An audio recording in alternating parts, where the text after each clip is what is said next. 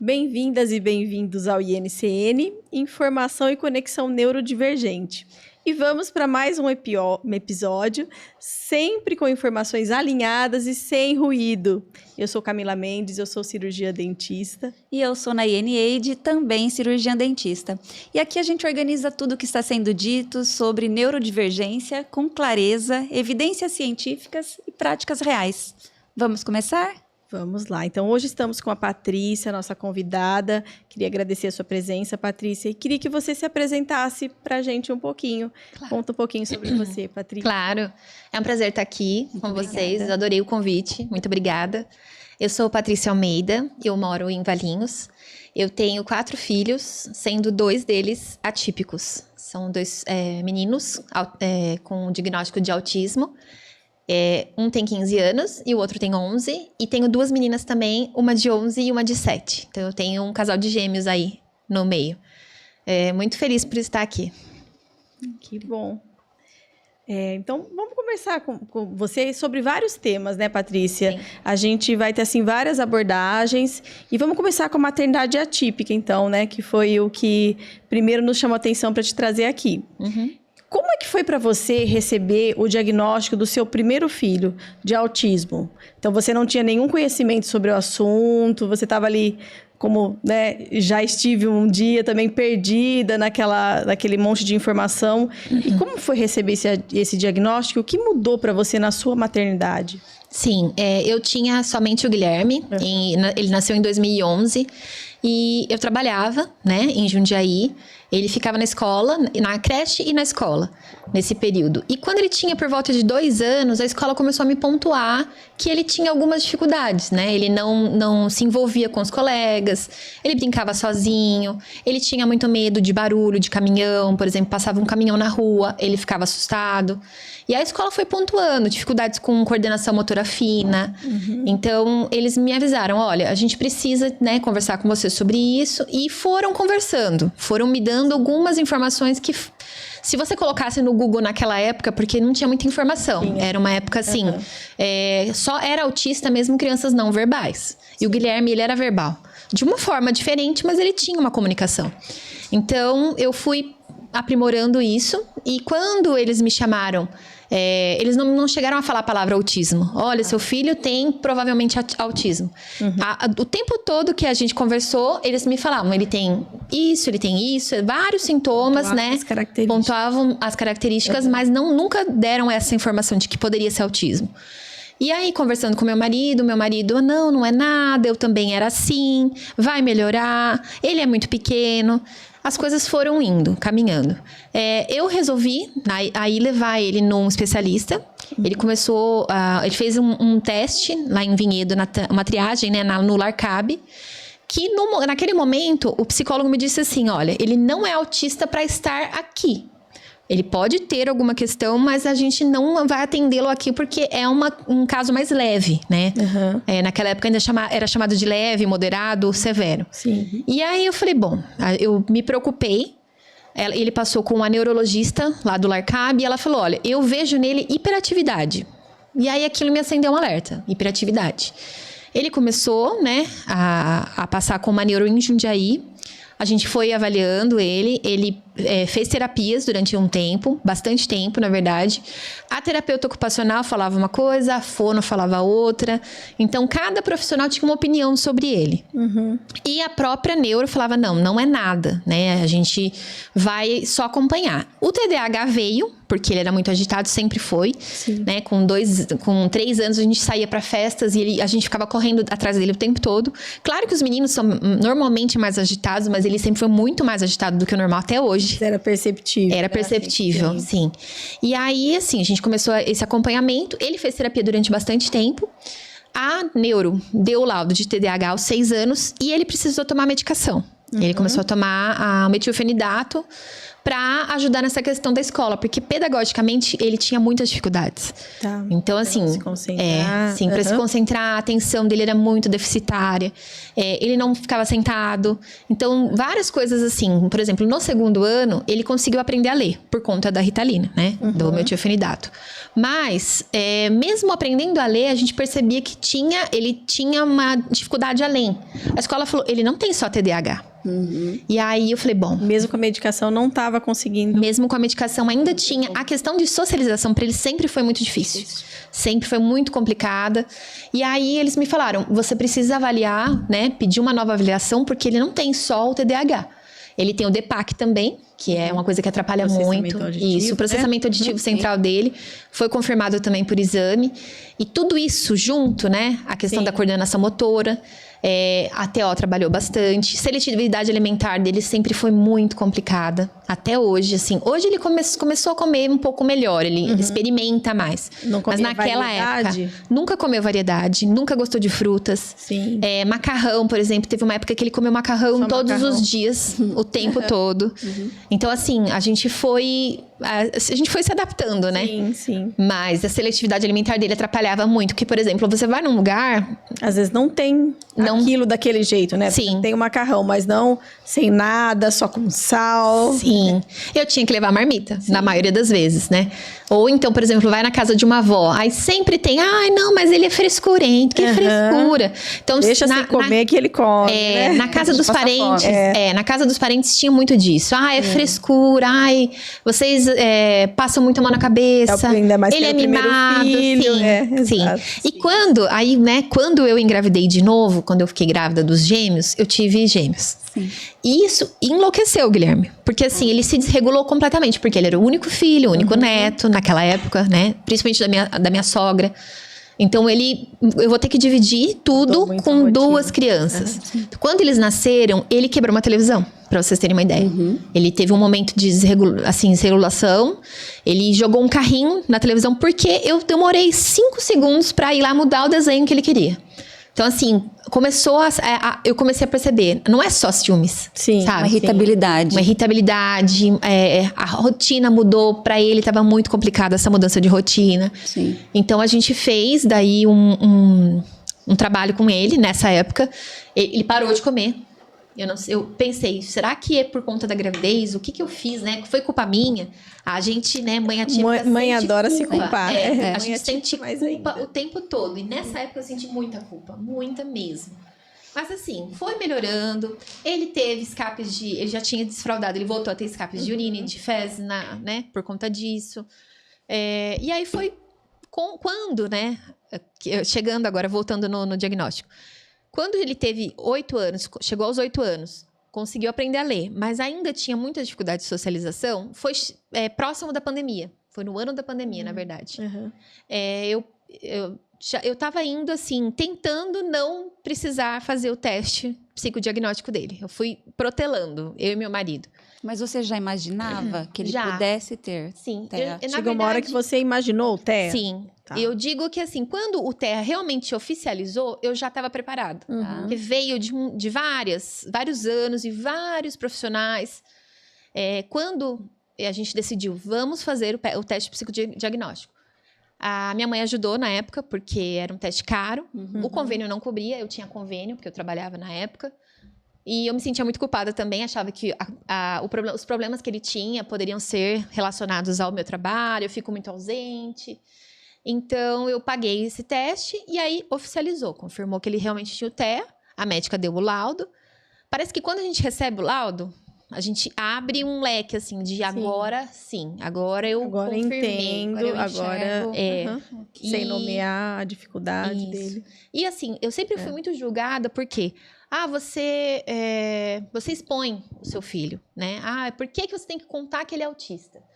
Muitas pessoas não entendem, achavam que isso traria mais prejuízo do que outras coisas para ele. E não, desde o começo eu deixei isso muito claro, muito aberto, até para não ter que ficar explicando, né? Isso, não explicar o comportamamente, sim. porque eu Porque também a gente, por falar, Patrícia. eu ouvi muito, ele é mimado, ele é mal educado. E ele era aquela criança, né? Eu não sei se vocês, é da época de vocês, mas assim... tem que chegar e tem que dar um abraço nos parentes. Sim. Tem que falar oi, tem que ir ali. e ele nunca Não gostou, gosta. né? Até, assim, com a minha família próxima. Sim. Minha mãe vinha pra dar um abraço nele quando ele era pequeno, ele saía correndo, sabe? Ele fazia cara de sofrimento. E aí, até eles entenderem isso, sabe? Os parentes, né? As pessoas próximas. Entenderem que era uma questão dele, uma dificuldade dele. Não era só frescura. Sim, sim. Então, isso, o diagnóstico deu essa ajuda de, ó, gente, agora é oficial. Ele realmente tem o TEA, tá dentro do espectro. Então, ele precisa, né? Ele vai ter ali, a gente vai ter que aprender a lidar com algumas coisas. E enquanto ele esteve com terapias, foi ótimo. Sempre a gente foi trabalhando algumas questões, né? Que atrapalhavam ele e foi melhorando. Eu percebi bastante evolução nele. E só que do meu filho mais novo, eu já tive mais dificuldade. Por quê? Em 2021, logo depois que o Guilherme recebeu o diagnóstico, eu tinha minha filha mais nova, que é a Paola. Eu precisei sair do trabalho para cuidar dela. Por quê? Ela nasceu com uma série de problemas, atrasos neuropsicomotores.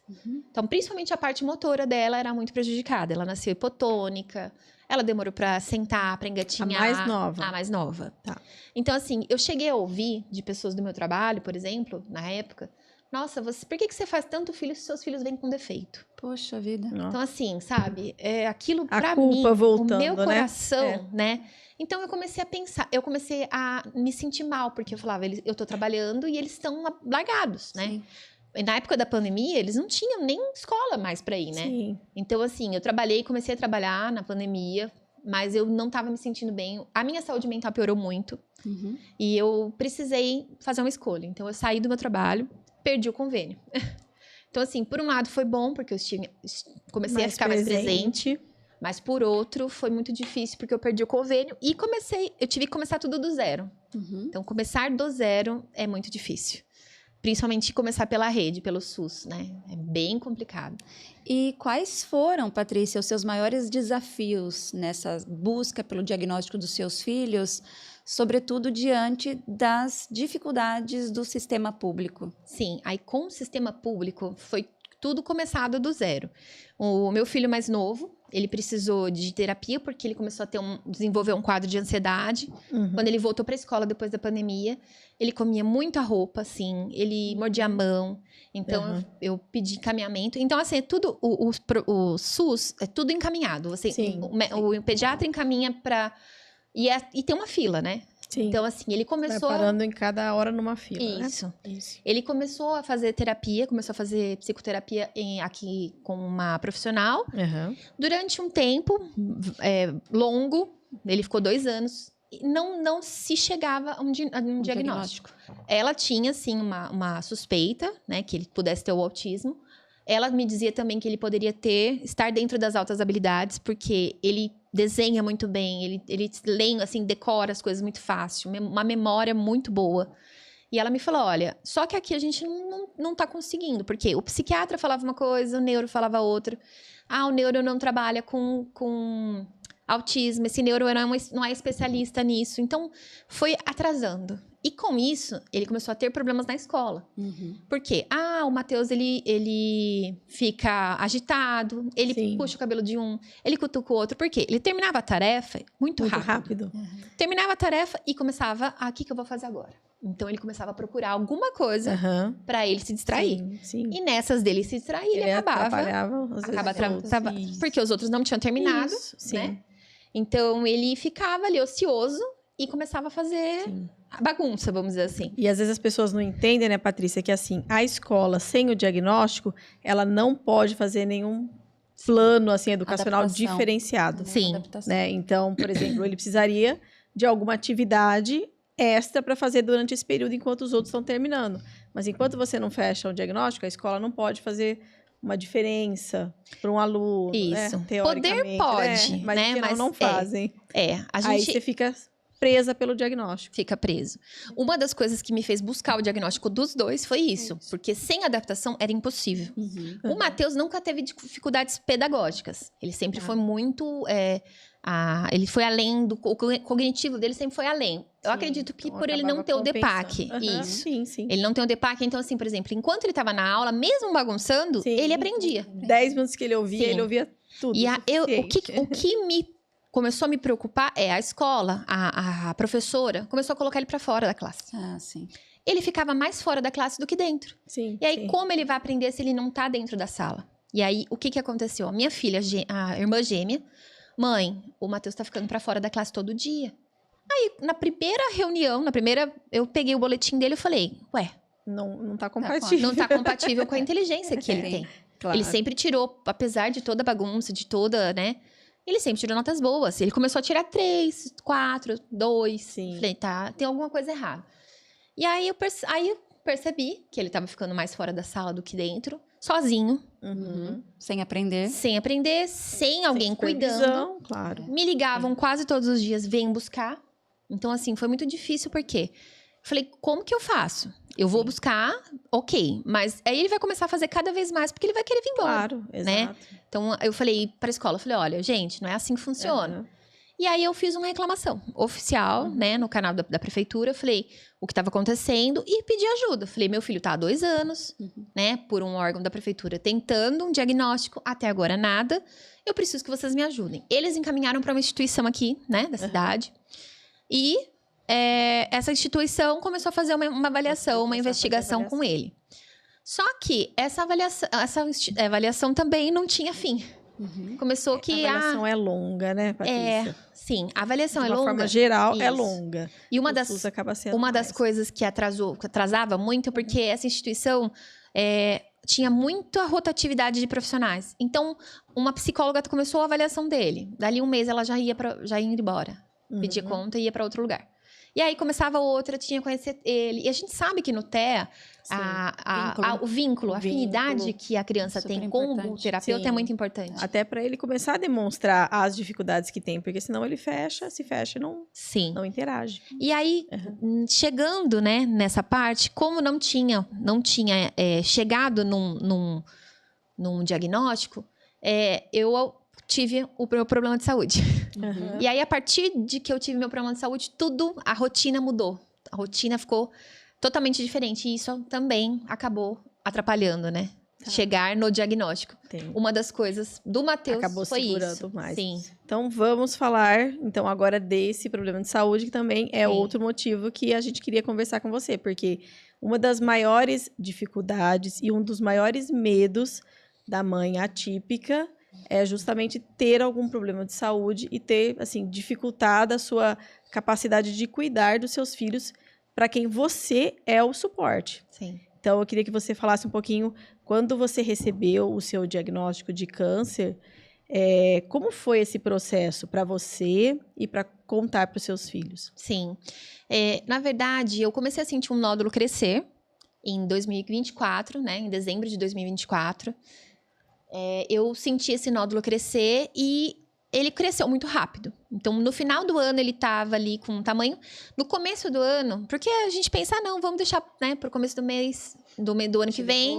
Depois. A gente acaba deixando. Sim. E eu tive já um nódulo na mesma mama em 2005, quando eu tinha 19 anos. Eu tive um fibroadenoma, que era um nódulo benigno. Sim. Naquela época eu tirei, eu tinha convênio, então deu tudo certo. Mas o médico me disse, você precisa acompanhar essa mama, né, as mamas, para que a gente, caso aconteça de novo, a gente pegue cedo. E eu fui fazendo isso, né, durante o tempo que eu tinha convênio. Quando eu cheguei na rede de saúde, né, na rede do SUS, eu tive dificuldade, porque o médico falava, não precisa, agora não. Então, ano que vem você faz. O último exame que eu fiz foi em 2023. Em junho de 2023, tive um BIRADS 3, que é uma sugestiva ali de que precisa acompanhar. Uhum. E aí, quando em 2024 eu pedi um novo exame, não consegui o exame. Ah, não precisa. Eu paguei particular esse exame no início de 2025. Fui fazer o exame numa clínica particular aqui, né, da cidade. A médica foi muito atenciosa comigo. Eu percebi no atendimento dela que ela estava preocupada. agitada, preocupada, ansiosa, nervosa. E aí ela começou a medir e escrever, assim, vários, né? Aí eu, como já tinha passado por isso, né, com o outro nódulo, eu falei, tem um nódulo. Sim. E aí, assim, foram 6 nódulos, na verdade, nesse dia. Eram 5 pequenininhos, bolinhas, né? Que a gente fala que são regulares, margens regulares. E um que tinha cara de mal. Infelizmente, essa cara de mal ele era grande, já tava com 4,5 centímetros. Grande. E já tinha bordas irregulares, bem assim. Então, naquele momento, eu já sabia, eu tenho câncer. Eu cheguei nessa fase que eu nunca imaginei que ia chegar. E aí, naquele momento, ela falou, olha, a gente vai fazer uma mamografia. Eu nunca tinha feito mamografia, porque eu não tinha 40 anos ainda. Sim. Eu tinha no grupo de 38 nesse dia. Faltava 10 dias pro meu aniversário. Ela falou, você nunca fez, então a gente vai fazer. Foi minha primeira mamografia. Ela fez sem me cobrar. Ela falou, a gente vai fazer para comparar as imagens do ultrassom com a mamografia, pra gente poder te dar o laudo. Me deu o laudo depois de 2 dias. E aí, nesse laudo veio que precisava fazer a biópsia, porque era um BRADS 4, né? E aí, assim, eu fui nesse médico que sempre me negava o ultrassom. Falei, olha, tá aqui. Aí ele viu o ultrassom, ele falou, não, vou te encaminhar. Encaminhou pra biópsia. Pra biópsia não, pro mastologista. Então, você vê como que são, né? Tudo por etapas. Ele me encaminhou pro mastologista, que me encaminhou pra biópsia. Fiz a biópsia, mas eu já sabia. E aí, quando eu evitava falar pras pessoas, eu já sei que é. Porque quando eu falava, não, você é muito pessimista. Você tem que pensar positivo, Deus tá cuidando, Deus não vai deixar isso acontecer. Eu não queria entrar nisso de Deus tá fazendo isso comigo. Não, eu já sabia. As pessoas falavam que não. Você precisa ter pensamento positivo. E eu fui assim, esse 1 mês, porque levou 1 mês pra sair o resultado da biópsia. Foi um mês assim que eu tive mais ansiedade na minha vida. Então, quando saiu oficialmente o resultado, né? Eu tava sozinha, eu vi pelo celular. E aí, eu já meio que tava conformada. Da mesma forma que eu já fui me preparando pro diagnóstico dos meninos, eu também me preparei pro meu diagnóstico. Então, esse mês, assim, eu busquei muita informação. Às vezes, a gente busca informação demais. Informação do Google, que, né, hoje não é tanto o Google, é mais inteligências artificiais. Mas assim, eu gosto de buscar informação, eu gosto de saber o que tá acontecendo. Sim, não então, ser pega de surpresa. Isso, eu tava preparada nesse momento. E aí, conversando com meu marido, né, ele era um dos que, não vai ser nada, vai ficar tudo bem. Falei pra ele, a gente precisa conversar com as crianças, né? Era uma das coisas que mais me preocupava. Eu não tava tanto preocupada comigo naquele momento, eu me preocupava com as crianças. O que vai ser, como eu vou contar. Porque eu, quando criança, quando eu ouvia a palavra câncer, já associava... Naquela época não se podia falar a palavra câncer, na verdade. Nem se falava. Não se falava. A câncer, vai trazer coisa ruim. Não fala, pelo amor de Deus. Então, quando eu descobri, e a gente foi conversar com eles, eu não falei a palavra câncer. Não falei, a mamãe está com câncer. A gente falou, a mamãe tá doente, descobrimos uma doença, é uma doença grave. Então, a mamãe vai precisar fazer um tratamento muito, né, importante. E eu vou perder o cabelo. Então, assim, naquele momento, eles não falaram de câncer, não me perguntaram nada. Tá. Mas, depois disso, eu acho que eles começaram a reparar mais. Sim. Né? Como que uma pessoa perde o cabelo? Câncer, né? Tá. Então, ela vai tratar o câncer. E aí, quando eles perguntaram, né, mãe, você tá com câncer? Falei, aí sim, né? Então, a conversa foi em 2 etapas. Sim. Porque eles precisam muito de previsibilidade, Isso, né? isso. Principalmente os meninos, né? Levam um tempo pra Processar aquilo. Sim. Pode ser E eles falado. são muito diretos, né? Eles não têm rodeios. Então, por exemplo, o Matheus veio pra mim, mãe, você vai morrer? E aí, naquele momento, eu falei, pensei comigo, e agora, como eu respondo? Falei, não, a mamãe vai fazer o tratamento e vai ficar boa. Por isso que a mamãe tá sem cabelo. O tratamento é um tratamento que tira, né? A mamãe fica um pouco cansada, você tá percebendo. Mas eu não vou morrer. Porque, assim, eu não menti. Vamos dizer assim, eu deixei de uma forma mais leve pra eles. E aí, aquilo me doeu muito. Me doeu demais. Quando eu perdi o cabelo, no dia que eu perdi o cabelo, né? A minha filha ficou o dia todo sem falar comigo. Ela não queria me ver. Então, assim, levou um tempo. Eu tive muita sorte que a professora da escola dela era maravilhosa. Então, ela fez uma roda, assim, entre os alunos. Que lindo. Aí ela contou, né, o que estava acontecendo, pediu para as crianças fazerem oração, para as crianças abraçarem ela e acolherem ela. E todo dia, assim, sabe? Às vezes ela chegava na escola chorando, as crianças iam lá, sabe? Então, ela foi muito boa, né? A professora da minha filha. Do menino, ela já não era tão paciente. Então, assim, ele começou a ter algumas questões na escola por conta disso. Ele começou a mostrar em atitudes e comportamento que ele estava desregulado, né? E ele ainda não tinha o diagnóstico nessa época. Não, o mais velho? O mais novo. O mais novo. O mais novo. O mais velho já tinha o diagnóstico. E incrível que eles mudaram muito, assim, sabe? Eles tiveram uma regressão, né? Por conta dessa... Acho que até pela falta de rotina, né? Porque daí mudou tudo. Eles começaram a ficar mais tempo na casa da minha mãe. Eu ia muito pro hospital fazer, né, o tratamento. Eu fiz cirurgia. Então, tudo isso mudou, assim, né? Mudou eles também de uma forma difícil. Foi um período, assim, complicado para eles também. Mas também você não acha que a família acabou se unindo mais, assim, até para precisar te apoiar? Porque às vezes quando a gente, né, a mãe atípica, ela acha que só ela sabe cuidar. E às vezes a gente precisa aprender a também deixar outras pessoas a aprenderem a cuidar. Sim, é verdade. Na verdade, depois do meu diagnóstico, o meu marido se envolveu muito mais. Ele sempre foi presente. Sim. Mas como ele tem também, provavelmente, um diagnóstico, que a gente ainda não tem certeza, mas o TDAH já é oficial, mas o diagnóstico do TEA, então ele tem algumas dificuldades também nessa questão de... Mas ele se envolveu muito mais, porque ele pensou, agora eu preciso... Ela não consegue, nesse momento ela tá bem fragilizada, precisando, né? Até o meu corpo não respondia mais como antes. Ele se envolveu além do que ele já se envolvia. Então, para mim, essa parte foi muito boa, porque as crianças também criaram um vínculo maior com ele. Então, muitas vezes, por exemplo, quando eu fiquei, depois da cirurgia, eu fiquei uma semana na casa da minha mãe, porque eu pensei, eu preciso de um repouso, né? E em casa, com 4 crianças e 2 cachorros, a gente não tem repouso. Então, eu acabei deixando as crianças com ele. Eles ficaram lá com ele e com a minha sogra. Então, assim, foi um período, uma semana que eles ficaram juntos. Então, sabe? Tinham saudades, tudo, mas a gente conversava, né? Por vídeo. Ele levou lá as crianças lá pra me ver. Porque minha psicóloga, inclusive, falou, olha, eles precisam te ver. Depois da cirurgia, ver que você tá bem, ver que você tá viva, sabe? Ver que você tá, assim, se curando. Você tá se cuidando, né? Então, foi interessante essa parte. Porque ela falou, eles precisam te ver. E eles viram, tipo, que bom, minha mãe tá bem, então... Ô, Patrícia, e assim, desculpa... É notório que você não se vitimizou desde o início e de antes do seu diagnóstico. E você mostra uma força, e talvez essa força também é pelos seus filhos, não só por eles, mas também por eles.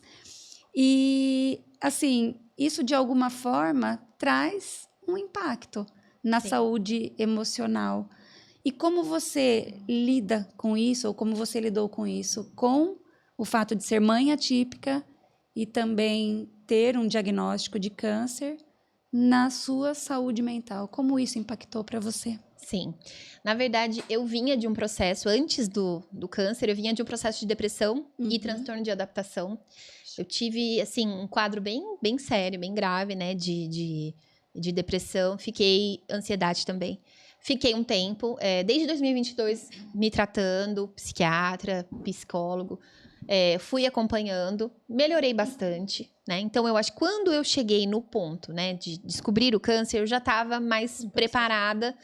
A minha saúde mental. Porque uma das coisas que eu acredito que tenha impactado muito a minha saúde mental antes do câncer foi não ter o trabalho. Eu confesso que o trabalho me ajudava muito a me sentir útil, sabe? Eu me sentia útil, eu me sentia produtiva. Eu trazia dinheiro para casa. Então, tudo isso depois, eu comecei a sentir falta. E aí, isso me trouxe esse quadro, né, de depressão. Quando eu descobri o diagnóstico, eu já estava mais preparada. Eu já estava, assim, eu já estava medicada. Então, quando, por exemplo, eu comecei o tratamento, eu percebi que se eu não tivesse, né, esse suporte, tivesse tido esse suporte, seria muito mais difícil. Mas, graças a Deus, que nesse momento eu estava. Fiz tudo pela rede também. E quando eu descobri o diagnóstico, eu comecei a fazer acompanhamento pela psicóloga do Rosa e Amor, né? Que é o grupo aqui de Valinhos, a instituição que cuida das mulheres Homens e mulheres, né? Sim. Um grupo Câncer. maravilhoso, né? grupo. Por sinal. É um grupo que, assim, me ajudou muito no início, continua me ajudando. Eu confesso que eu indico várias pessoas para o grupo, porque eu percebo que nesse momento, o que a gente mais precisa é de apoio. Exatamente. Principalmente da saúde mental. Sim. Se a gente não tiver preparado, né? Claro que ninguém está preparado para receber uma notícia como essa, mas se a gente não tiver o emocional. Uma rede de apoio, sim, né? Isso, não tiver Emocional muito esse estruturado. emocional, nesse Isso. momento, é muito fácil desistir. Sim. É muito fácil desistir, porque, como vocês disseram, a primeira coisa que a gente pensa, eu sou mãe atípica, Isso. eu vou preciso deixar dar meus conta, filhos, eu vou preciso deixar dar meus conta. filhos, sabe? Sim. Então, por exemplo, eu criei um Instagram nesse período, eu já tinha um Instagram, mas eu comecei a compartilhar minha história. No início também, você tá se expondo pra todo mundo e tal. A minha mãe, na época, meu marido, não precisava. Mas eu comecei a compartilhar o que estava acontecendo. Olha, primeiro post, né? Eu fiz um vídeo contando o que estava acontecendo. Eu tenho 39 anos e acabei de descobrir um diagnóstico de câncer de mama. Bem cedo, bem antes do previsto, né? Assim, que as mulheres falam... começa o rastreio depois dos 40. E eu não tive nem tempo de fazer o rastreio, né? Começar o rastreio, Não- sim. Então, eu contei a história. E depois eu comecei a contar, olha, eu consegui vaga na Unicamp. E fui assim, eu sempre busquei mostrar isso de uma forma leve. Sim. Né? Mostrar para as pessoas que, olha, não é o fim do mundo. Não é o fim do mundo. E fui contando. Mas eu vi que várias mulheres, né? Se identificam, se né? identificam E com a sentem falta história. dessa- Isso. Várias mulheres. E eu tive muito apoio de Sim. pessoas assim que eu não conhecia, ou de pessoas que eu conhecia, mas que há muito tempo eu não via. Sim. Ai, nossa, que legal, você vai fazer cirurgia, né? Deus abençoe. E assim, isso me ajudou bastante. Porque às vezes a gente pensa, não, a rede online não te ajuda. Ajuda. Ajuda. Acho que é uma troca, né? é uma Porque troca. você recebe, ao mesmo tempo você passa as informações que podem ser úteis para outras Com mulheres. certeza você ajudou também muitas Você mulheres. ajudou muitas mulheres, que também com se certeza. sentiam sozinhas, que não tinham, às vezes, coragem de se expor, mas aí eles se viam representadas por você. Falo, conexão, estarmos unidos é tudo. Sim. É muito importante para enfrentar. E eu fiz um post, né, uns dias atrás, onde eu perguntava qual é o maior medo do paciente oncológico. E eu acho que eu recebi, assim, mais de 20. Uhum. Isso não são pessoas, só mulheres, mães atípicas. Sim. Mulheres, mães. Meu medo é deixar meus filhos órfãos. Sim. Perder meus filhos perderem a mãe. Uhum. Então, várias, assim, foram mais de 20 mulheres. E eu comecei a pensar, nossa, se as mulheres que não têm filhos atípicos já têm esse medo, imagine nós. Imagina uma mãe atípica. Imagine uma mãe atípica. Então, também é uma coisa que sempre me preocupou muito, sabe? Sim. Sempre me preocupou muito. Meu marido, eu sou muito prática. Então, por exemplo, tem algumas coisas que eu faço que eu já meio que planejo o futuro. E ele fala, não, para de fazer isso. Ele Tá cedo, calma. não é pra você planejar. Eu tenho medo dessas, Sim. sabe? Dessas Sim. atitudes que você toma. Eu falo, mas eu preciso deixar as coisas organizadas. Porque são 4 Isso crianças. te deixa emocionalmente mais Estável. tranquilo, Mais estável. Sim. Exatamente. E durante o processo do tratamento, porque, claro, a notícia é muito difícil, é Sim. muito impactante, mas o tratamento também, ele não é fácil, né? Sim. Sessões de quimioterapia, radioterapia, cirurgia. Durante esse processo mesmo, como você conseguiu equilibrar a sua saúde mental? Assim, o que você acha que te ajudou? Uma das coisas que me ajudou mais, assim, foi a parceria da minha família. Meu marido, eu tinha 3 acompanhantes oficiais, né? Porque eu fiz 16 sessões de químio, então eu ia muito, né? Toda semana para Unicamp, praticamente.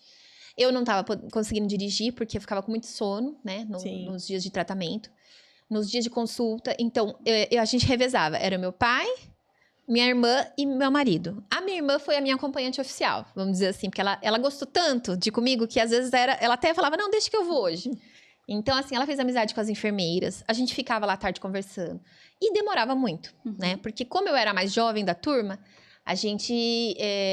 eu esperava, assim, até o final, normalmente. Eu era uma das últimas a serem atendidas, por conta de preferencial. Eu era a mais nova. Era a mais nova. Sim. Então, assim, e aí a gente ficava lá a tarde toda. Às vezes ela levava o computador para trabalhar, então a gente ficava lá, ela trabalhando e eu conversando.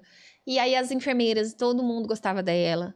Ela, assim, ela organizou a minha última quimioterapia, sabe? Então, ela fez desse momento Tá. menos pesado, Sim. sabe? E um momento especial, né? Sim, Por que não? Especial. Sim. A última químio, né? A última sessão, ela é muito especial, né? sim.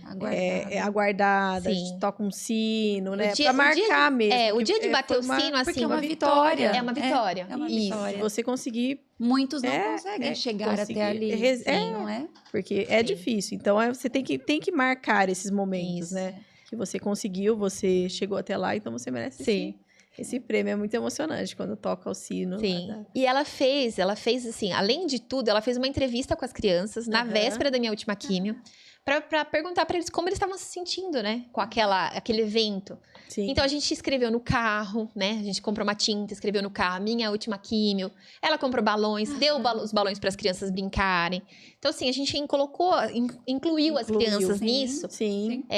Teve momentos, né, antes Ah, disso, que as crianças, ai, mãe, o meu amigo falou que você tá parecendo Zidane. Sabe? Então, assim, eles sofreram com algumas Sim. coisas, mas naquele momento, não, minha mãe vai ficar boa. Aham. É a última químio, ela vai ficar boa. Então, até ela perguntou pra Paola, e aí, a sua mãe vai fazer a última químio? A minha mãe vai fazer a última químio. E ela perguntou pro Guilherme, e aí, Guilherme, o que você tá achando? Aí ele falou, minha mãe vai voltar a ter cabelo. Ah, que Sabe? lindo. Então, assim, foi muito legal, porque ele estava junto, ele filmou no dia que eu perdi o cabelo, que eu raspei o cabelo. Meu marido raspou, na verdade, né? Porque ele começou a desgrudar da cabeça, assim, e eu falei, eu não aguento mais esses cabelos. Sim. Meu marido falou, vamos raspar. Aí eu pensei, falei, vou filmar. Pensei que o Guilherme e as outras crianças fossem ficar, não, né, sofrendo junto comigo naquilo. Não, eu ganhei uma peruca, o Guilherme colocava a peruca. Mãe, olha que legal. E tirava Virou um foto. momento natural. Foi Virou. E eu sempre naturalidade. coloquei a família junto, Sim, sabe? Podia todo ter mundo ido num participar. salão, raspar o Sim, cabelo, mas ia ficar muito você fez impessoal. um momento em família. Falar desse momento, nós Isso, temos acho ele que a gente aqui. tem esse que legal. momento. Vamos assistir o mostrar ele um vídeo? pouquinho? Vamos lá? Coloca pra gente Vamos. o vídeo. Eu vou colocar na TV grandona, tudo bem? Tá bom. Tá ótimo.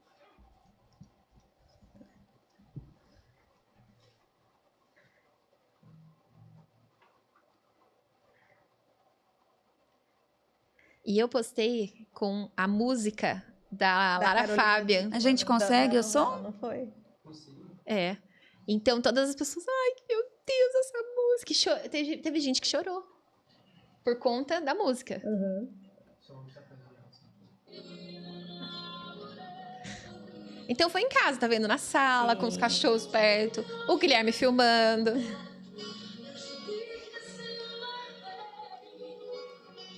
E eu implorei pro meu marido, não raspa a sua cabeça, que senão eu vou chorar também. Por favor, vou chorar mais. Aí ele falou, não. E as crianças iam sentir muito, né? Se ele também raspasse. Sim, sim. Aquele monte de cabelo caindo, gente, é péssimo, assim. Mas sim, importante pra eles Sim. verem isso, né? Estarem, não chegarem em casa e Isso. te verem sem cabelo, Sim. né? E participar, Não participarem eu do acho processo. que incluir é uma forma de amar, né? Sim. E a inclusão começa dentro de nós, com os nossos e por nós, né? Meus cachorros começaram a comer os cabelos que caía, sabe? Olha lá. E você pega o cabelo ali na mão assim, você fala, ai, meu cabelo, sabe? É. Você tenta ser forte. Nesse momento eu tava tentando muito ser forte, porque eu falei, eu não vou chorar pra eles não Porque pra mulher é perder o cabelo. faz a parte Eu da nunca tive o cabelo nem vaidade. curto, sabe? é. Então, aquele momento eu falei, meu Deus. É algo importante pra mulher, né? Despertador da mãe. Eu achei que era o meu. E aí, E como foi pra você, Patrícia, perceber a reação dos seus filhos diante dessa mudança física e da queda do cabelo, principalmente, né? Você também comentou sobre ter o ganho do peso, enfim, outras alterações, mas eu acho que o cabelo é a que impacta mais, talvez, Mais para as visível, crianças. né? Uhum. E o fato do Guilherme ter transformado esse momento com tanta leveza, como foi isso para você? foi muito surpreendente. Pra mim, assim, ele ter lidado com essa questão de uma forma tão boa, Sim. me ajudou bastante. Me deixou mais tranquila. Uhum. Porque a minha preocupação maior de todas as crianças era o Guilherme, né? E como ele lidou de uma forma tranquila, eu consegui eu também lidar, sabe? Ficou mais em paz. Fiquei mais em paz. Porque, por exemplo, eu pensava, a gente vai sair e as pessoas vão perceber que eu não tenho cabelo, as crianças vão se sentir mal. Sim. Então, isso para eles foi natural. Então, eles não sofreram. Sim. Claro, tinha apelidos, né? Os amigos falando que a mãe parecia o Zidane. Mas eu fiquei bem careca, né? E aí, nesse momento, ainda eu não tava tão careca. Depois, quando o cabelo realmente começa a cair, aí ele cai tudo. A cabeça fica lisinha. Uhum. E eu, no início, principalmente, usava muito touca, lenço, né? Eu não saía com a cabeça pelada, porque eu pensava, as crianças vão se sentir mal. Depois, com o tempo, aquilo foi tão natural. A minha mãe tá careca. Sim. Então, Já faz tranquilo, parte, já né? faz parte. E eles ficaram felizes. Aí, quando realmente eu terminei a quimio e eles viram que eu ia ter cabelo, foi bom por quê? Porque, não, a vida tá voltando ao normal. Minha mãe tá ficando bem, né? E realmente, depois, né, que eu terminei a quimio, tudo foi voltando, se encaixando à rotina normal. Não ia tanto no hospital mais, né? Não precisava fazer tantos exames. Fiz a cirurgia e acabou. Um susto que eu tomei, na verdade, foi porque eu fiz uma cirurgia em dezembro e precisei fazer uma nova cirurgia em janeiro. Então, essa nova cirurgia, pra mim, foi um baque. Falei, poxa, não tinha me programado pra isso. Você Até pelas não crianças. esperava. Eles estavam de férias. Sim. E aí, eu falei, e agora, né? A minha sorte é que essa cirurgia não precisou de tanto repouso, porque foi só uma ampliação de margem. Perfeito. Mas aquilo me tirou, Sim. sabe, do eixo. de novo. Tirou do eixo de novo. Foi uma surpresa. Mas também fiz a cirurgia. Uma das coisas que me deixa muito triste é não dirigir. Não poder dirigir. E eu fiquei um mês sem dirigir por conta das cirurgias. Mas assim, eu sou a pessoa que eu vou pra todos os lados dirigindo. Então, eu sou mãe turista, né? Sim. Então, me falou, não pode dirigir, eu já fico... Camila entende Ah, bem eu essa sei. parte de ser mãe turista. Sim. Total, mãe turista, né? Não tem Mãe como, turista ainda não tem. mais mãe atípica. Ou você tá levando pra algum esporte, você tá levando pra uma terapia, você tá Sim. sempre levando pra algum lugar. Sempre levando pra algum lugar. Com certeza. Sim. Mas sabe que, Patrícia, assim, para mim, isso sempre foi uma grande dificuldade. Eu sou uma pessoa que, assim, o meu filho, o mais velho, eu tenho 2 filhos, os 2 autistas. O mais velho, ele tem um vínculo muito grande comigo. Sempre teve. Inclusive, eu até brinco que ele faz prova de vida comigo. Sim. Às vezes eu começo a demorar para chegar em casa no trabalho, ele liga e não contente de ligar, ele liga com chamada de vídeo Ah, sim. para confirmar que Sim. sou eu que tô ali mesmo. Sim. Então, tá tudo certo. Então, esse assim, o medo de não dar conta, ou de faltar, sempre foi um medo muito grande para mim. Sim. Inclusive, eu tive uma depressão ansiosa, eu tive síndrome do pânico, eu tive que aprender a tratar isso, a lidar com isso. Então, assim, eu admiro muito e eu acho que tudo, assim, se encaixa na nossa vida, né? É muito importante a gente desenvolver isso. É pra gente que é mãe Sim. atípica, a gente entender que outras pessoas conseguem ajudar a gente. Sim. A gente não precisa dar conta de tudo sozinha. Isso é muito difícil, mas é muito importante. Sim. E quando você falou então de como foi importante eles estarem bem quando você raspou a cabeça, e também na sua última químio, né?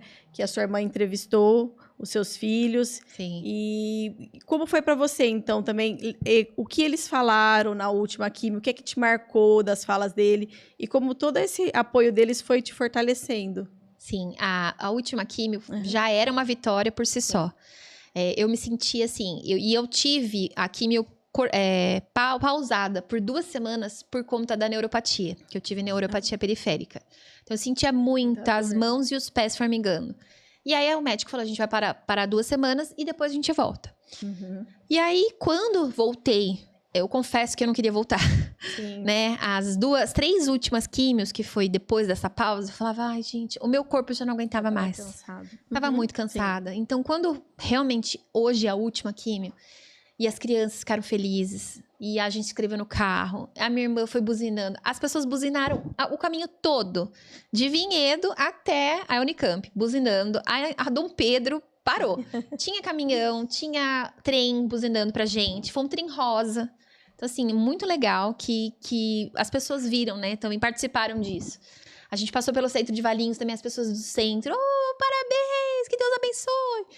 E aí depois, quando a gente publicou o vídeo, algumas pessoas que buzinaram, foi eu tô lá, Que eu legal. buzinei pra você. Se identificaram. Se identificaram. Então, isso criou, assim, Uma sabe? rede. Uma rede Uhum. de pessoas.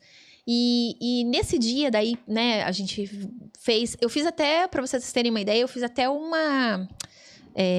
eu conversei com um deputado estadual lá na hora. Meu irmão até filmou também. Ele foi lá pra destinar uma verba, né, para as mulheres que estavam em tratamento. Aí ele falou, nossa, que legal.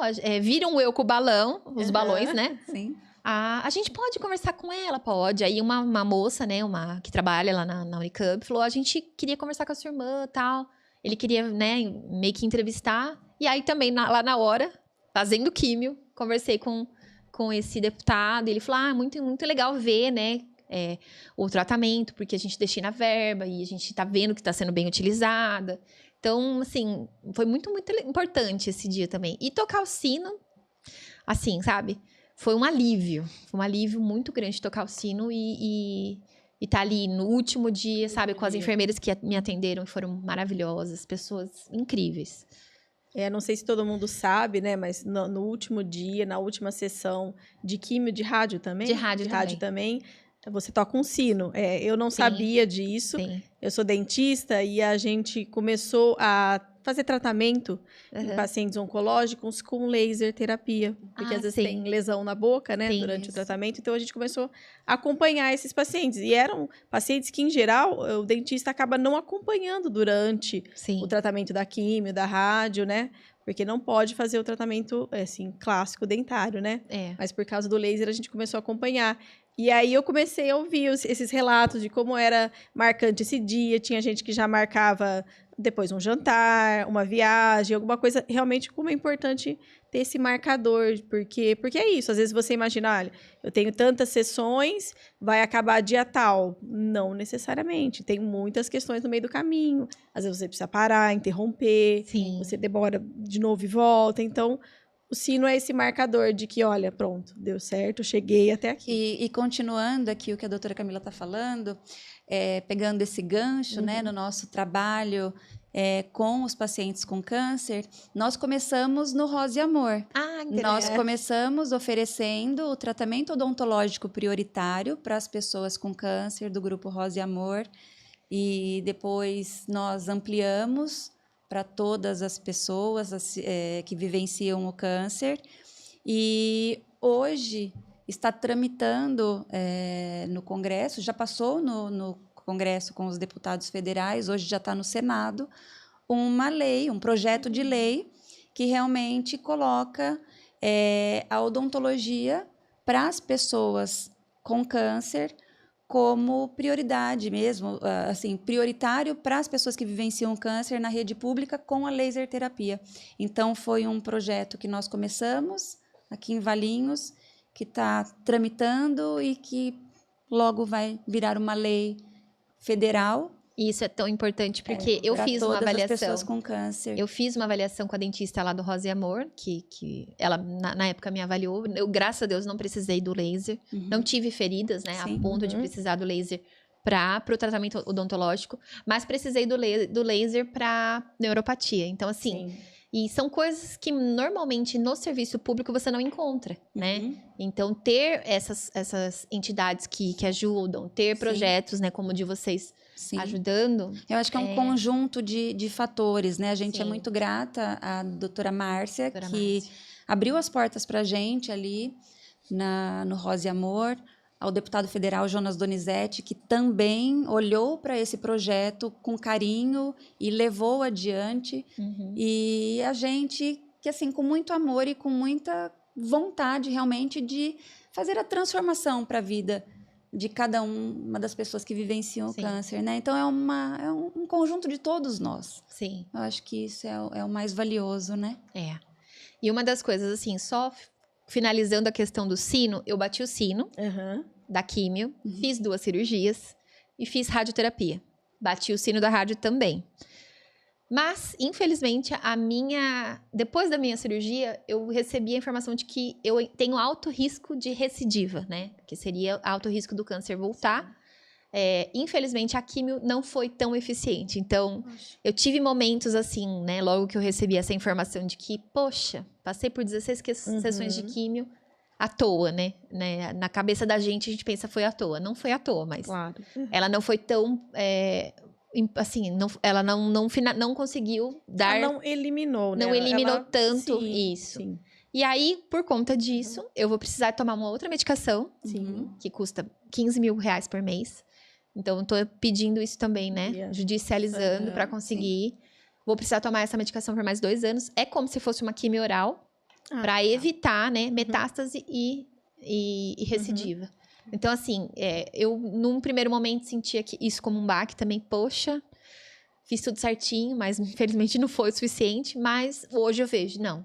Vamos lá, por partes a gente vai conseguir. Então, às vezes a gente pensa, o tratamento do câncer termina na químio. Não, Não. né? Tem um acompanhamento, tem um controle ali que a gente precisa continuar. Evoluiu muito, Evoluiu. né, o tratamento. A gente Sim. tem uma paciente que faz quimio oral Sim. há muitos anos. E tá, assim, bem... E eu descobri, na E aí? verdade, um pouco essa questão de que eu precisava de um complemento, além da hormonioterapia, que eu já tô fazendo, né? O tamoxifeno, pesquisando. Sim. Então, assim, às vezes as pessoas falam, você é muito curiosa, você pesquisa demais, você fica procurando pelo em ovo. Não, eu descobri essa medicação e eu fui atrás, paguei uma médica particular para conseguir um laudo Aham. para conseguir fazer essa o pedido. medicação. Sim. E o Rosa e Amor tá me ajudando também com a questão do advogado. Sim. Então, assim, busquem os direitos. E porque a ninguém- gente precisa, né? Ninguém A gente mais precisa. do que você sabe o que é bom para você. Sim. Então, quando muitas pessoas ao lado falam, para de pesquisar, para de ir atrás. Não, você sabe. Dentro de você, alguma coisa te move e você tem as suas razões e seus porquês. Então, continua. Sim. Não pare. Na verdade, tudo que eu consegui até hoje, assim, todas as informações que eu tenho, que eu divulgo, foi pesquisando, foi buscando além, sabe? Sim. Tanto na questão de mãe atípica, com as crianças, quanto com as minhas questões de saúde. Sempre buscando, sempre procurando informação de qualidade, né? Claro que a gente não pode acreditar em qualquer Claro. vídeo do WhatsApp, que a gente vê muita coisa, muita besteira por aí. Enquanto eu estava fazendo tratamento, eu recebi várias informações assim de... nossa, toma chá de não Tratamentos sei o quê. alternativos. Sabe, Imaginei. Assim. eu nunca fui grosseira, mas eu falava, Claro. não. Ó, eu tenho médico, o médico sabe o que tá fazendo. Isso. Não, chá disso, chá daquilo. Não, eu sempre fui dentro baseado Da em ciência. evidências. Uhum. E até as informações que eu divulgo no meu perfil, né, ajudando as mulheres com câncer de mama, eu pesquiso antes, eu reviso antes de publicar. E assim, mesmo para responder, né, algumas perguntas que elas fazem, que eu não tenho tanto conhecimento, eu vou também pesquisar para saber. Nada é Porque achismo. não pode né? ser achismo. A gente não Nada pode é achismo. nem com, né, as nossas crianças mesmo. Isso. Eu falo que hoje a gente tem muito mais informação sobre o autismo. A gente tem muito mais... a fila, né? A demanda é muito maior. Mas do tempo que meu filho a gente começou a buscar para hoje, as coisas melhoraram bastante. E vão melhorar mais. Sim. Mas a demanda é muito grande, né? A gente Sim, não estamos preparados para tantas crianças neuroatípicas, né? com E eu falo certeza. que o mundo seria muito melhor, sabe? Eles têm uma forma muito pura de ver as coisas. Uhum. O meu filho mais velho, por exemplo, tem 15 anos e ele quer fazer parte de grupos que às vezes não o aceitam. Então ele fala, mãe, nossa, eu queria ser amigo deles, mas eles não querem. Então assim, eu falo, seja feliz do jeito que você é, Isso. sabe? Eu queria muito que ele não precisasse ter vergonha. Que ele fala, mãe, eu tenho vergonha de usar o cordão do autismo. Eu falo, por que você tem vergonha? Porque as pessoas riem, as pessoas ficam falando, as pessoas chamam de nomes feios. Eu nem vou repetir, porque são nomes assim. Uma das minhas lutas é o capacitismo, né? Sim. Infelizmente, Sim, a gente sim. ouve, assim, muita cultura de gente de antigamente que fala, aquele nome, a pessoa é tal. Sim. Então, assim, eu corrijo, aí as pessoas falam, mas eu não sou obrigada a saber.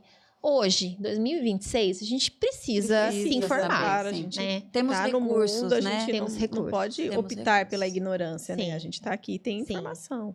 Então, assim, o meu trabalho é muito isso. É divulgar informação de qualidade e acolher. Eu acolho tanto, né, várias demandas, várias pessoas que chegam até mim com várias questões diferentes, com informação de qualidade.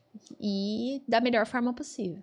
Às vezes as pessoas falam, por que você faz isso, né? O que você ganha com isso? Eu falo, eu ganho paz, eu ganho, sabe? Eu ganho, eu fico feliz. Saber que você tá fazendo a coisa certa. É gratificante. Sim. Eu tenho feito, desde que eu comecei a compartilhar, assim, de uma forma realmente, sabe? Genuína. Uma forma genuína, mostrando ali o meu, né? O meu dia a dia, mostrando a verdade sobre por trás das questões. E isso, assim, é muito interessante, porque é o objetivo nosso também com esse podcast. Exatamente. É trazer pessoas reais para falar da vivência de cada uma delas, porque a gente entende que muitas pessoas buscam informação e não é somente a informação técnica daquilo que a gente tem em livro, ou, assim, tudo, lógico, baseado em evidências, baseado em ciência, não em achismo. Aqui a gente não fala nada daquilo que a gente acha e, enfim, sobretudo se é algo sobre saúde ou diagnóstico. Mas é justamente porque a gente entende que tem muitas pessoas vivendo as mesmas histórias. Sim. As histórias, elas se repetem e as pessoas precisam da força. E a força vem da gente mesmo, de um para o outro, né? Então, é muito válido o que você faz. E, Patrícia, hoje, se você pudesse abraçar uma mulher que, de repente, está recebendo um diagnóstico de autismo dos filhos ou que está recebendo um próprio diagnóstico de câncer, o que você diria para ela? Eu diria para ela ter fé, porque a fé move montanhas. A gente precisa acreditar que tem alguém ali cuidando da gente. E para ela ter paciência, que o tempo traz tudo. O tempo traz a cura, o tempo traz a sabedoria. E é importante você acreditar, é importante você ter ali, tá firme nos seus propósitos, sabe? Tá sempre ali acreditando que você vai ter o que Deus preparou para você, sabe? Eu acredito muito nisso. Deus está cuidando do meu futuro, do meu presente, do meu futuro, dos meus filhos. A gente passa por muitas questões e às vezes a gente perde a fé, a gente fala, não, Deus não está cuidando de mim. Não, Deus está cuidando. Deus está sempre perto, né? Nos momentos fáceis, nos momentos mais difíceis, Ele está sempre ali. E eu me apego muito nisso, sabe? Então, eu vejo que desde tudo que aconteceu comigo até agora, foi porque Deus quis. Deus falou, não, vai ser assim e você dá conta, sabe? Eu tenho dado conta. Tem os momentos mais complicados, tem os momentos que a gente perde um pouco a fé, que a gente acaba saindo um pouco do prumo, mas... Somos humanos, né? Sim. Claro. Mas é isso, é levar de forma leve, cuidar, né, para não cair, e principalmente para não pode cair porque tem as crianças, né? Então, a gente tem que se cuidar primeiro para depois cuidar deles. Se a gente não se cuidar, quem que vai cuidar, né? Exatamente. Ninguém vai se cuidar por nós. Não, com certeza não. E acho que, bom, estamos chegando ao final, né, Patrícia? Muito bom. Eu queria muito te agradecer mesmo, eu acho que é super importante esse tema. Eu falo que eu sou uma mulher autista e uma mãe atípica, e eu sou uma pessoa muito mais leve e muito mais feliz como autista do que como mãe atípica. É uma luta árdua, eu me solidarizo e, assim, vivemos essa luta e a gente realmente tem que se cuidar e não pode desistir por nós e pelos nossos filhos. Sim. Então, muito obrigada por você vir passar um pouquinho de informação para a gente hoje. Eu também quero agradecer. Você é uma mulher incrível, Patrícia. Obrigada. Parabéns. Vocês também. Pela tua força. Obrigada. Pela tua coragem de se expor, de contar a tua história de uma forma tão genuína mesmo e de uma forma tão transparente. E você pode ter certeza que você está impactando a vida de muitas mulheres, de muitas pessoas. O meu objetivo a partir de agora. Muito bom. Eu já tinha esse objetivo, agora mais ainda. Muito bom, muito inspirador. Mulheres, muito obrigada. Mães juntas. E amigas, eu falo as onco-friends, amigas oncológicas. Isso, perfeito. Com certeza. Muito obrigada, Eu que agradeço, foi maravilhoso estar aqui com vocês. Obrigada.